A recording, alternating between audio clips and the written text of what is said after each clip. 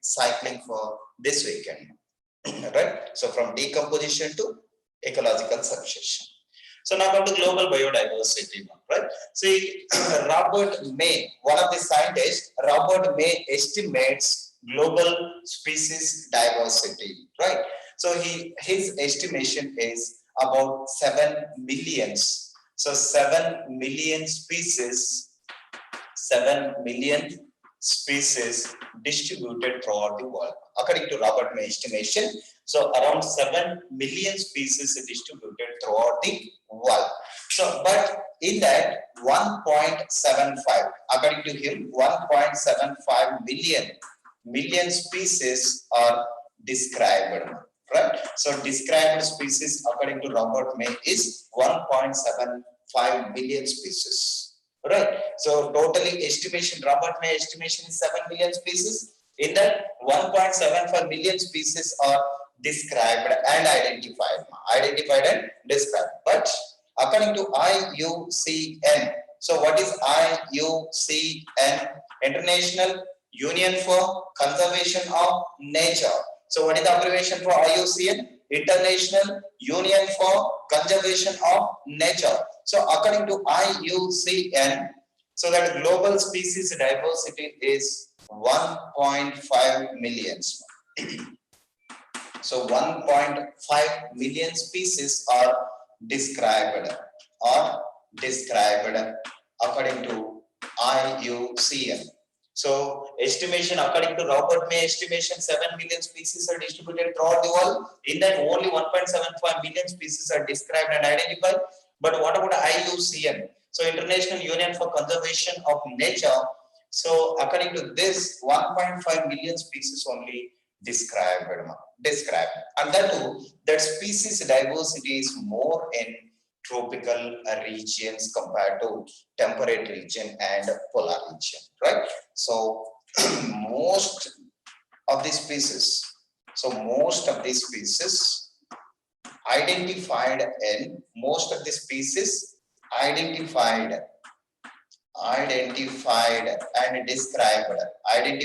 and described in tropical region, right? So majority of these species identified and described in tropical region. But what about temperate regions? See, sorry. So most of the species identified and described in temperate region. But so number of species not identified in tropical region. So not yet identified. So not yet identified in temperate region. What is the reason? So not yet identified in tropical region. So what is the reason? Yes, why? Because biodiversity is more in tropical region, right? So biodiversity is very high or more in tropical region. It is not possible to identify all those organisms in tropical region, right? So when we go from tropical region to polar region, so at a temperate region, very less number of organisms distributed, right? So that's the reason. So that number of organisms which are present in temperate region almost are identified by the scientists. But what about tropical regions? Say in tropical region, so that number of individuals are abundant, we can't identify, right? It is not possible to identify and describe so that much of organisms which are present in tropical region. That's the reason. So not yet identified all living organisms which are present in tropical region, but almost all living organisms completely identified in temperate region and polar regions. And number of individuals. For example, so you know very well, around 70% of the animals are identified, right? So 70% of the described organisms, so described and identified organisms are animals, we know very well, right? So in that insects are more. Insects are more. So more than 70% of the described species are animals, in that insects are more. But what about plants are? So 22% of the described organisms are plants, right? Described organisms are plants. So in plants, angiosperms are more, right? So fungi and angiosperms are more. So at earlier, that fungal members also included under plants only, right? So that fungal members and angiosperms are more in plants, insects are more in animals. And one more thing here, so that fungal members are more, fungi are more than that of combined species of birds, reptiles, mammals and amphibians, right? So combined species of birds, better to take birds, then reptiles, amphibians and mammals, right? It means, so combined species of birds, reptiles, amphibians and mammals, so that fungal members are more on the earth, right? Is it clear? So in described species, more organisms are animals, in that insects are more, then 22% are plants. So described species, in that fungi and angiosperms are more.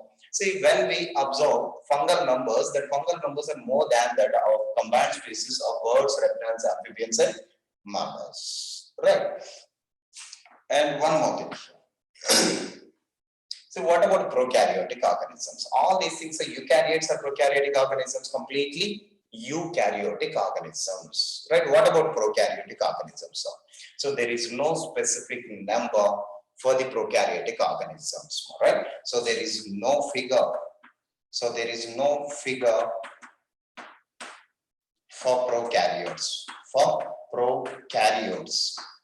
Prokaryotes. Why? Because number of prokaryotic organisms are there, but for the identification of prokaryotic organisms, so there is no taxonomical methods, there is no identification methods for the identification of prokaryotic organisms. That's the reason. So not yet we discovered so that prokaryotic organism number, right? So if we will identify prokaryotic organisms which are present on the earth, so it can go millions of prokaryotic organisms compared to eukaryotes, right? So it means there is no taxonomical methods and identification methods for the prokaryotic organisms, right? There is no taxonomical methods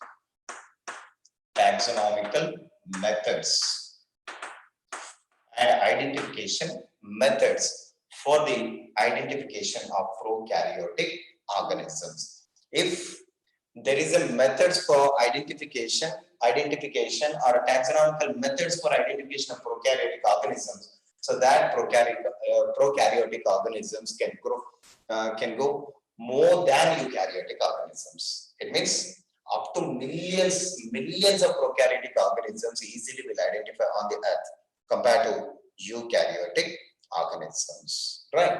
And one more thing, India. So 2.1% of the land area occupied in world's land area, right? So when we observe world's land area, India occupies 2.1%, right? So India occupies 2.1% of the land area, world's land area. What it is? World's land area. So India occupies around 2.1% of the world's land area, right? And what about biodiversity? So in total world biodiversity, it occupies around 8.8%, 2.4% of the land area, world's land area occupied by the India. In that, 8.1% of the biodiversity. It means India occupies around 2.4% of the world's land area, and that it exhibits 8.1% of the biodiversity, total world's biodiversity, right? If in total world's biodiversity, India shows 8.1% of the biodiversity. And what about world's land area? It occupies only 2.4% of the world's land area, but it exhibits 8.1% of the biodiversity. Biodiversity. For example, in India, totally 45,000 flora species, right? Floral species are identified, right? So 45 species of flora are identified and described in India, right? Around 90,000 species. Which species, animal species are described in India. So in India, totally 45,000 species of flora and 90,000 species of animals are described, identified and described in India, right? So in Robert May estimation, according to Robert May estimation, so totally 22% of the species, 22% of the organisms and species identified on the earth. What about remaining? So that remaining organisms not yet discovered, not yet identified.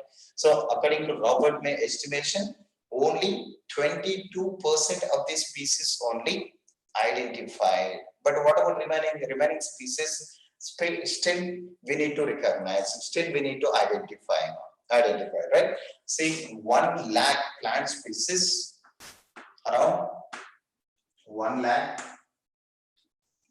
plant species and 3 lakhs animal species.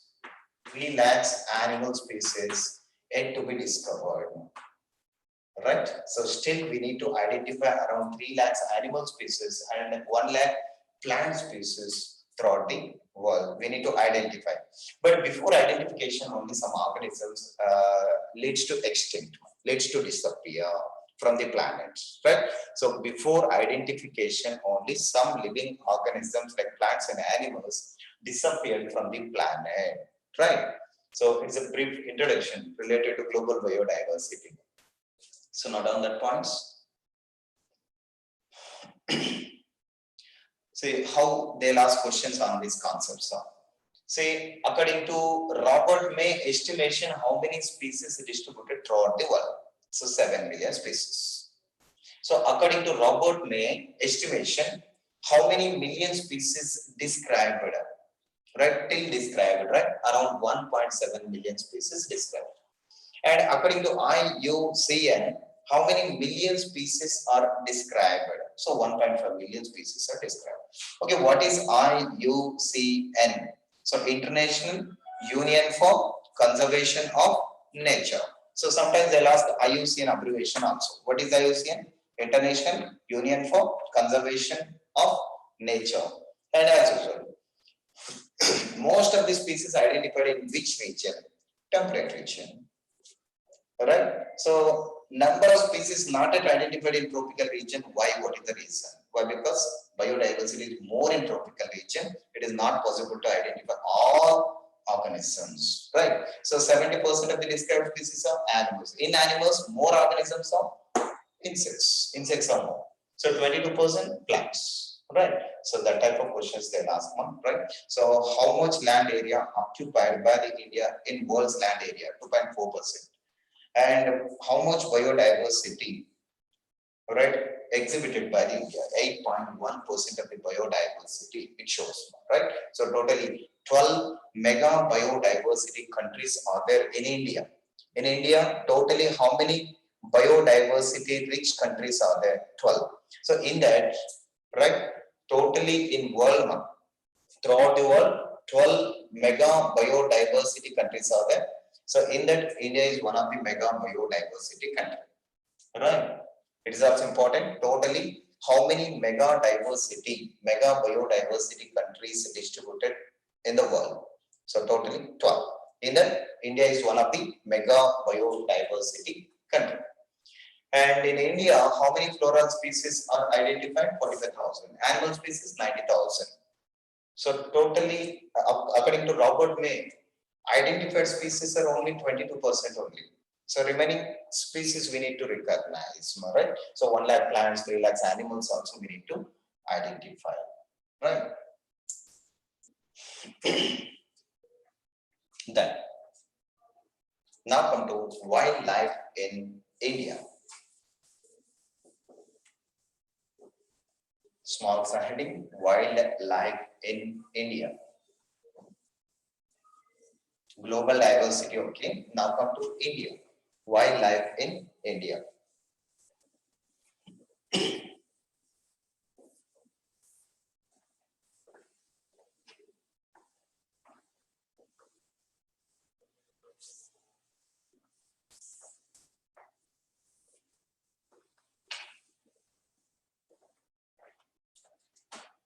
Right, small heading, wildlife. So wildlife in India.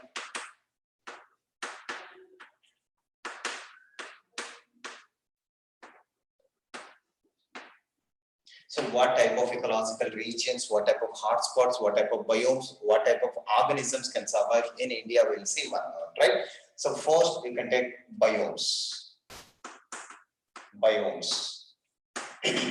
So in India, there are 3 important biomes. In India, how many types of biomes distributed in India? So 3 types of biomes. 3 types of biomes distributed in India. They are, first one, tropical humid forests. Tropical humid forests. So first one is tropical humid forest, and second one, tropical dry deciduous forest. Tropical dry deciduous. So tropical dry deciduous forest. So it means we observe leaf fall in dry deciduous forest. But here evergreen forest, right? Tropical humid forest, tropical dry deciduous forest, and warm deserts. Warm deserts. Warm deserts or semi-desert. Semi-desert. See, these are important biomes in India. Totally, how many biomes are there in India? Totally 3 types. So, tropical humid forest, tropical dry deciduous forest, warm desert or semi-desert. So, what is biome? Biome is nothing but a group of ecosystems, right? So, a group of ecosystems considered as biome. So, how many types of biomes distributed in India? Just 3. So, one is tropical humid forest, tropical dry deciduous forest, then warm desert or semi-desert. Semi-desert. So now come to hotspots again. What about hotspots in India? Hotspots in India. So what is hotspots? See, one particular area, right? One particular geographical area rich in endemic species and rich in biodiversity, and endemic species. But so that species are ready to disappear. So that climatic zone or that region is considered as hot spot. So what is hot spot means? So one particular geographical region, right? One particular geographical region rich in biodiversity and rich in endemic species. So what are endemic species? The species which are unique to that particular area, that organisms can survive only in that area, so they cannot survive in another areas, right? So that species are called endemic species, right?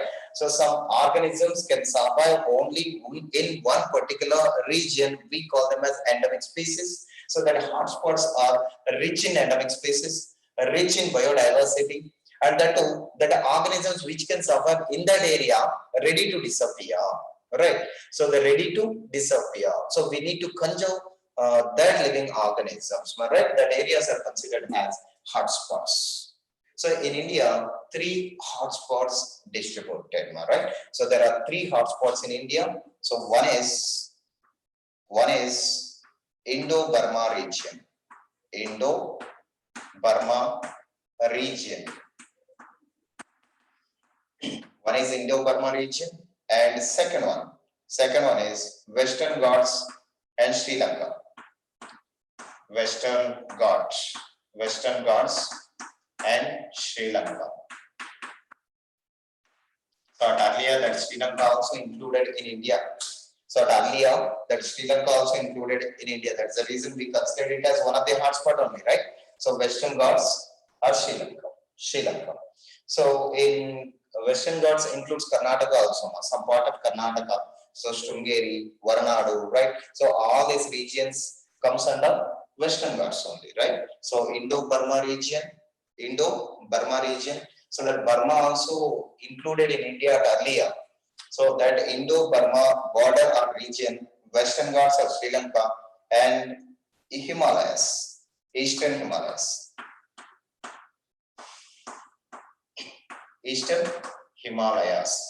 So that Eastern Himalayas, Western Ghats, Sri Lanka, Indo-Burma region. These are 3 important hotspots in India. So is it clear, Mark? What is hotspots?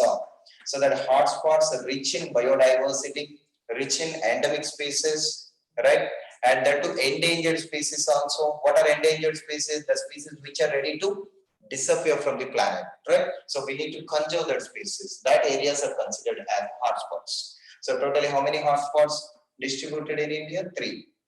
3 hotspots and 3 biomes, right? Done. And 10 ecological regions also there in India, right? So small side ecological regions.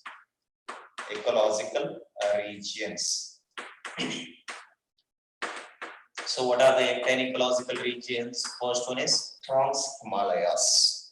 So first important one is Trans-Himalayas. So what are Trans-Himalayas? So first formed Himalayan region is called Trans-Himalayas, right? So Trans-Himalayan region, then Himalayan region, so normal Himalayan region. So Trans-Himalayan region, Himalayan region.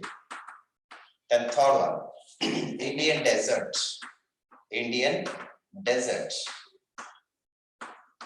So imagine map, India map. First formed Himalayan region is Trans-Himalayas. Then normal Himalayan region. Then Indian desert towards the Rajasthan. Indian desert.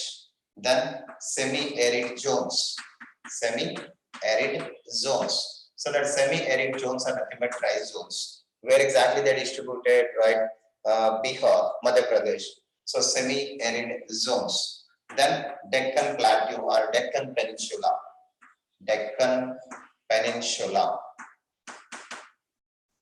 So Deccan Peninsula distributed in Karnataka, Madhya Pradesh, Maharashtra. So that area, Deccan Peninsula. Gangetic Plain.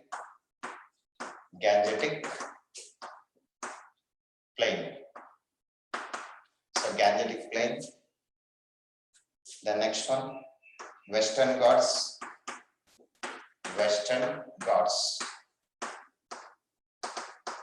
Maharashtra, Karnataka. Western Ghats. Then coastal regions, coastal areas.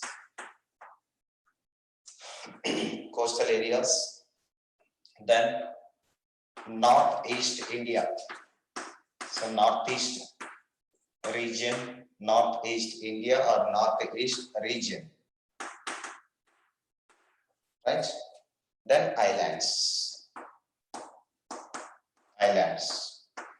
Right. So totally how many ecological regions distributed in India, right? Totally 10 ecological regions. So what are they? First one Trans-Himalayas, second one Himalayan region, Indian desert, semi-arid zones, Deccan Peninsula, Gangetic Plain, Western Ghats, so coastal areas, then Northeast region and islands. 10 ecological region. Right. Then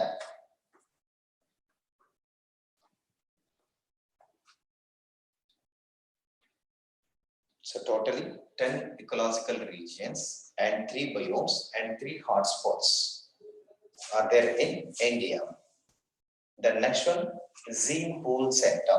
India is considered as one of the important gene pool center in the world. Right. So totally number of gene pool centers. So 12 gene pool centers are there throughout the world. In that, India is one of the gene pool center. So what is gene pool center? So gene pool center is defined as number of cultivated species and number of wild animals or wild organisms, right?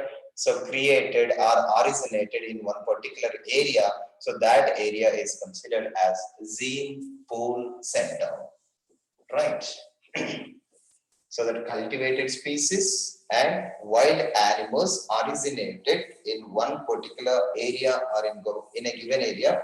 So that area is considered as gene pool center.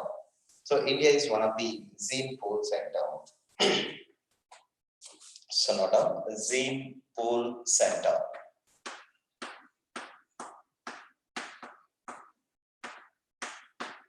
So what is a gene pool center?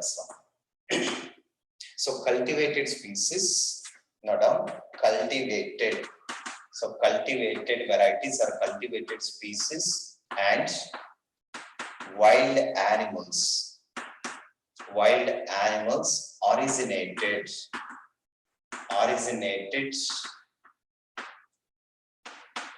in a region, right? So that region is considered as gene pool center, the area which is rich in cultivated species and wild animals called gene pool center.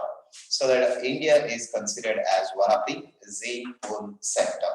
So totally, how many gene pool centers are there? So 12 gene pool centers throughout the world. So totally 12 gene pool centers throughout the world. India is considered as one of the gene pool center. And totally 5 World Heritage Sites are also distributed in India. What are the World Heritage Sites? World Heritage Sites. So that World Heritage Sites recognized by identified by the UNESCO actually, right? So in that first one, Manas National Park, Assam. Manas National Park. So Manas National Park, Assam. And one more park, Kaziranga National Park. Kaziranga National Park. So it is also located in Assam. Right? Ghana National Park. Ghana. Koladio Ghana National Park. So that Koladia Ghana National Park in Rajasthan. Where it is? Rajasthan. Koladio Ghana National Park in Rajasthan. Sundarbans National Park. Sundarbans National Park. It is distributed in West Bengal actually. West Bengal. Mangrove forest. Sundarbans. Mangrove forest or Sundarbans National Park in West Bengal. So Nanda Devi National Park. Nanda Devi. So National Park. Where it is? So that Nanda Devi National Park in Uttaranchal or Uttarakhand. Uttaranchal or Uttarakhand. So these are 5 important 5 World Heritage Sites in India. So totally how many World Heritage Sites are there in India? 5. So in that first one is Manas National Park, Assam, Kaziranga National Park, Assam, Ghana, Koladio Ghana National Park, Rajasthan, Sundarbans National Park, West Bengal, so Nanda Devi National Park in Uttaranchal, right? So totally number of biomes, 3. Number of hotspots, 3. Number of ecological regions, 10. So India is one of the gene pool center and India is considered as one of the mega biodiversity country. Then World Heritage Sites number 5, right? Then come to Endemism.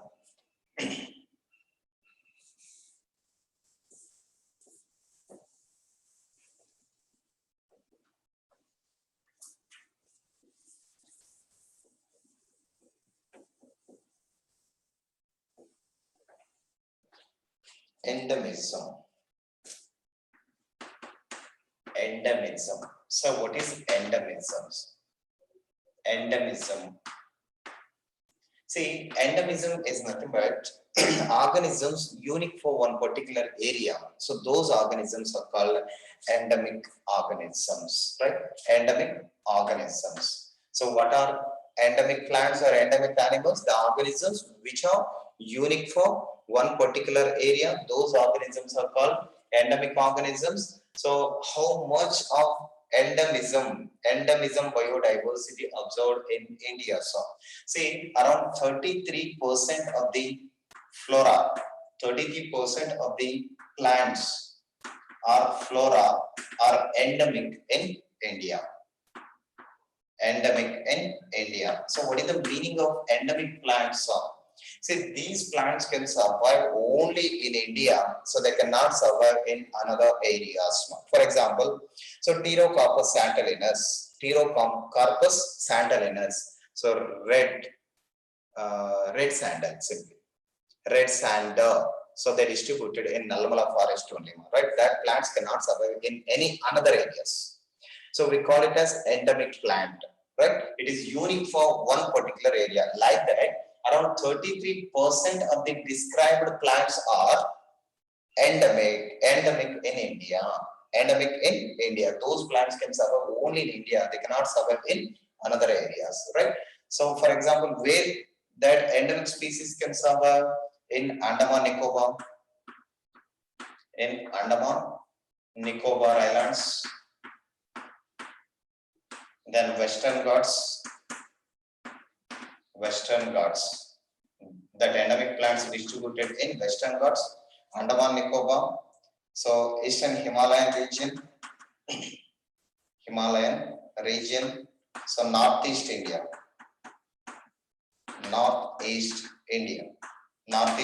Himalayan region, Western Ghats, and Andaman Nicobar Islands. So in these areas, we observe that endemic plants, right? So around 62% of the amphibians.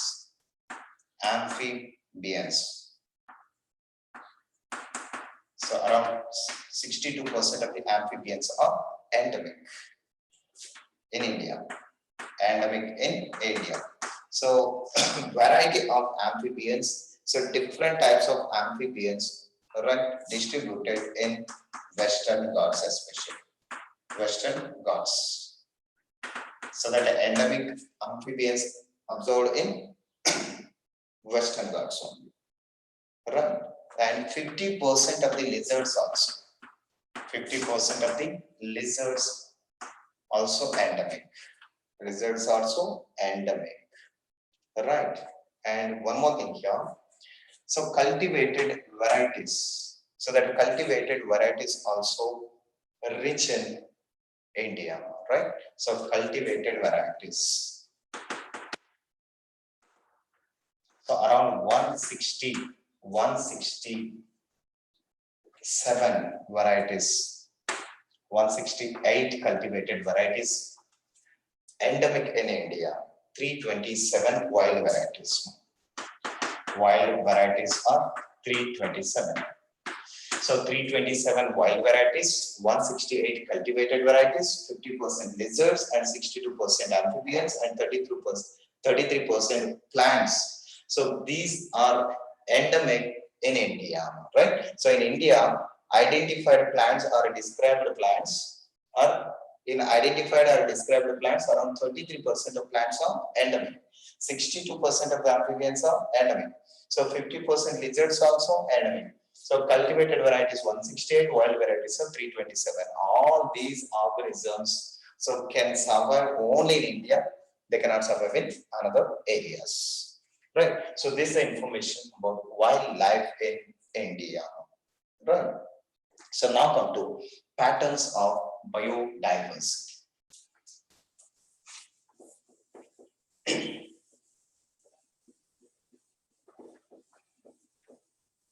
So just now we discussed what is endemic. Endemic plants or endemism patterns. So patterns of biodiversity. So the numbers important. Patterns of biodiversity. It means so how that biodiversity distributed throughout the world we will see, right? So in that first one is endemic organisms.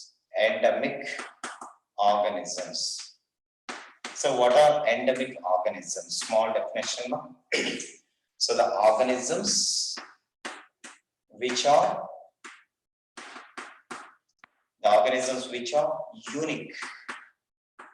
unique for one particular area, right? The organisms which are unique for one particular area called endemic organisms. The organisms which are unique for one particular geographical area called endemic organisms, right? So that area is considered as active site for speciation. Active site for speciation. Speciation. Right, which area is active site for speciation? The area which is rich in endemic organisms called active site for speciation, right? So now come to latitude gradient biodiversity, right? So write down next one, latitude. So latitude gradient in biodiversity. So what is latitude? We know very well, right? On the globe, longitudes and latitudes. Longitudes and latitudes. Okay, right? Latitude gradient diversity, biodiversity, right? So when we'll observe planets, our Earth, our globe, so that living organisms not evenly distributed, right? So living organisms, either it is plants or animals, whatever it may be, right? So that living organisms not evenly, not equally distributed on Earth. Distributed on the Earth. And where exactly that living organisms are abundant? So that living organisms abundant at tropical region, right? So that living organisms abundant at tropical region. Tropical region, right? But what about temperate region and polar region? Right, the number decreases in temperate region and polar region, right? So number of organisms decreases at temperate and polar regions, and that too. So not exactly at the equator region, right? So that organisms not abundant exactly at equator region. But where that biodiversity is rich in between 20 degrees north to 30 degrees north, right? So that species diversity rich in between 20 degrees north to 30 degrees north, right? And especially in between 23.5 degrees north to 23.5 degrees south latitudes, so that our species diversity is more. For example, so imagine it is globe, right? Planet Earth, right? So 0 degrees longitude, better to take 0 degrees latitude, not longitude, latitude. So 0 degrees latitude it is. And above 23.5 degrees latitude and below 23.5 degrees latitude is considered as tropical region, right? So this is tropical region. region. So it is also same thing, tropical region only. Right, where exactly 23.5 degrees north. Then above tropical region is subtropical region. Subtropical region. Am I right? So above subtropical region, temperate region. So this is temperate region. And finally, polar region. Polar region. So this is 90 degrees. So 90 degrees pole or polar region. Right. So come to this side again. It is also tropical region, subtropical region, temperate region, and polar region. So this is 90 degrees south. South pole. This is 90 degrees north pole. So now tell me, where exactly that biodiversity is more? So that biodiversity is more in tropical region, right? So especially in between 23.5 degrees north to, so 23.5 degrees south, right? So in this region only, that biodiversity is more. But when we go from tropical region to polar region, so that species richness decreases or increases? Decreases, right? So when we go from tropical region to polar region, so number of individuals, otherwise species richness slowly decreases. But when we go from 90 degrees north to equator region, that species richness increases or decreases? Increases. So what is the reason, sir? So number of factors are responsible for that. Maybe climatic conditions, maybe soil type, right? So maybe soil type, maybe climatic conditions, maybe moisture, maybe water. So these are the factors responsible for species diversity at tropical region, right? Then, so I done two important points. When we go from tropical region to polar region, species richness decreases. It means when we go from low latitude to high latitudes. So when we go from 0 degrees latitude to 90 degrees latitude, species richness decreases or increases? Decreases. A polar region is nothing but cold conditions, no, fully cold conditions, ice conditions, right? So in that area, that living organisms cannot survive, right? So in temperate region, some living organisms can survive, and easily we will predict that living organisms in temperate region. Why? Because less in number, that living organism number is very less, easily will identify at temperate region. But what about subtropical regions? In subtropical region and tropical region, so we can't predict that organisms. Why? Because number of living organisms can survive in these regions, tropical and subtropical regions, right? Then it means diversity increases from higher latitude to lower latitude. Biodiversity decreases from lower latitude to higher latitude, right? Otherwise, simply biodiversity increases from polar region to tropical region. Biodiversity decreases from tropical region to polar region. Right. So note down that 4 points. 4 points. When we go from low latitude to high latitude, decreases. When we go from high latitude to low latitude, increases biodiversity. When we go from 0 degrees latitude to 90 degrees latitude, decreases. 90 degrees latitude to 0 degrees latitude, increases. Is it clear? Right. Then what are the reasons? What are the reasons for that? See, the temperate region continuously subjected to the frequent glaciations and nothing but cold conditions. See, the temperate region continuously subjected to the cold conditions. That is the reason. So that living organisms are very less in temperate region. But what about tropical region? The tropical regions are not continuously subjected to the cold conditions. So the climatic conditions are constant. So less seasonal variations we observe in tropical regions, right? So less seasonal variations observed in tropical regions, right? And then the climatic conditions are constant in tropical region when we compare to temperate region.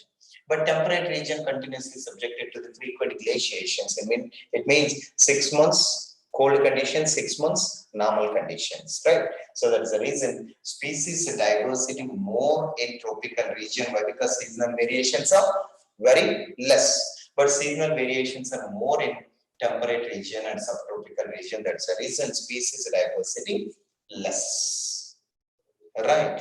And one more thing. So why biodiversity is more in tropical regions only? So why? Because more water is available in tropical region. Equator region, no? At equator region, more water is available. Why? Because in every hour rain will come. In equator region, every hour rain will come, right?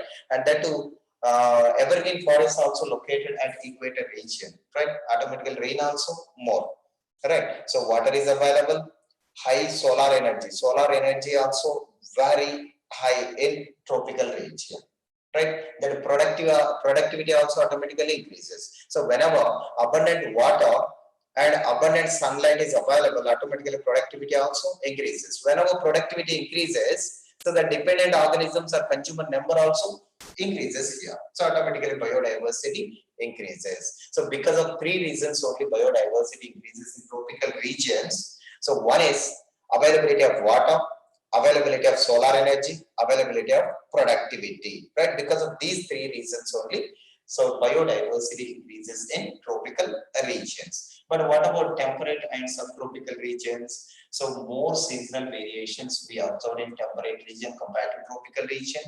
So that's the reason number of organisms also decreases, right? So because of these reasons only, diversity is more in tropical region, less in temperate region, right? So what about remaining information? So the remaining information we'll see next class.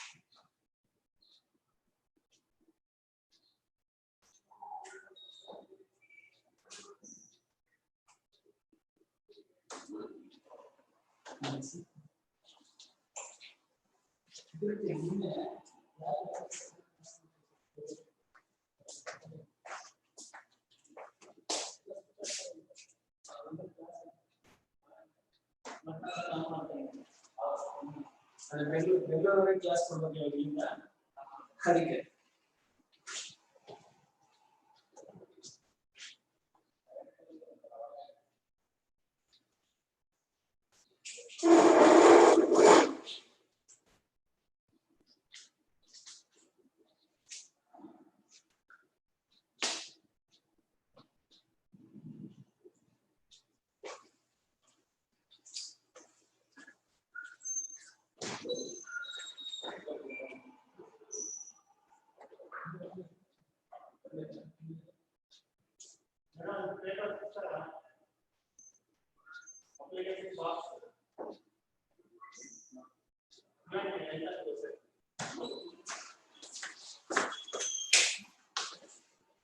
Problem అయిందా? Sir video సరిగ్గా రావట్లేదు, camera చేస్తే